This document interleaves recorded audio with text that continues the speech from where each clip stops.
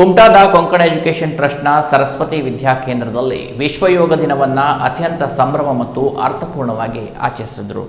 ವಿದ್ಯಾರ್ಥಿಗಳಲ್ಲಿ ಆರೋಗ್ಯಕರ ಜೀವನ ಶೈಲಿ, ದೈಹಿಕ ಸದೃಢತೆ ಹಾಗೂ ಮಾನಸಿಕ ನೆಮ್ಮದಿಯ ಮಹತ್ವವನ್ನು ಅರಿವು ಮೂಡಿಸುವ ಉದ್ದೇಶದಿಂದ ವಿಶೇಷ ಯೋಗ ಕಾರ್ಯಕ್ರಮವನ್ನು ಸರಸ್ವತಿ ವಿದ್ಯಾಕೇಂದ್ರದಲ್ಲಿ ನಡೆಸಲಾಯಿತು. ಶಾಲೆಯ ಸಾವಿರಾರು ವಿದ್ಯಾರ್ಥಿಗಳು ಹಾಗೂ ಶಿಕ್ಷಕರು ಉತ್ಸಾಹದಿಂದ ಭಾಗವಹಿಸಿ ವಿವಿಧ ಯೋಗಾಸನಗಳು, ಪ್ರಾಣಾಯಾಮ, ಧ್ಯಾನಾಭ್ಯಾಸ ಮತ್ತು ಉಸಿರಾಟದ ವ್ಯಾಯಾಮಗಳನ್ನು ಪ್ರದರ್ಶಿಸಿದರು. ವಿದ್ಯಾರ್ಥಿಗಳ ಶಿಸ್ತುಬದ್ಧ ಯೋಗ ಪ್ರದರ್ಶನವು ಎಲ್ಲರ ಮೆಚ್ಚುಗೆಗೆ ಪಾತ್ರವಾಯಿತು. ಯೋಗದ ಮೂಲಕ ದೇಹ ಮತ್ತು ಮನಸ್ಸಿನ ಸಮತೋಲನವನ್ನು ಸಾಧಿಸಬಹುದೆಂಬ ಸಂದೇಶವನ್ನು ಕಾರ್ಯಕ್ರಮವು ಪರಿಣಾಮಕಾರಿಯಾಗಿ ಸಾರಿತು. ಸಂಸ್ಥೆಯ ಶೈಕ್ಷಣಿಕ ಮಾರ್ಗದರ್ಶಕರಾದ RH ದೇಶಪಾಂಡೆ ಅವರು ಯೋಗದ ಮಹತ್ವದ ಕುರಿತು ಸವಿವರವಾಗಿ ಮಾತನಾಡಿ, ಯೋಗವು ಭಾರತೀಯ ಸಂಸ್ಕೃತಿಯ ಅಮೂಲ್ಯ ಕೊಡುಗೆಯಾಗಿದ್ದು ಇಂದಿನ ಒತ್ತಡದ ಬದುಕಿನಲ್ಲಿ ಆರೋಗ್ಯಕರ ಹಾಗೂ ಸಂತುಷ್ಟ ಜೀವನ ನಡೆಸಲು ಅತ್ಯುತ್ತಮ ಸಾಧನವಾಗಿದೆ ಎಂದು ತಿಳಿಸಿದರು. ವಿದ್ಯಾರ್ಥಿಗಳು ಪ್ರತಿದಿನ ಯೋಗಾಭ್ಯಾಸವನ್ನ ತಮ್ಮ ಜೀವನದ ಭಾಗವಾಗಿಸಿಕೊಳ್ಳುವಂತೆ ಕರೆ ನೀಡಿದರು. ವಿದ್ಯಾರ್ಥಿನಿಯರಾದ ಪೂರ್ವಿ ಗೌಡ ಹಾಗೂ ಮನಸ್ವಿ ಮತ್ತು ಸಹಪಾಠಿಯವರು ಯೋಗ ದಿನದ ಮಹತ್ವದ ಕುರಿತು ಮಾತನಾಡಿ ಯೋಗದ ಅಗತ್ಯತೆ ಮತ್ತು ಅದರ ಪ್ರಯೋಜನಗಳನ್ನು ವಿವರಿಸಿದರು.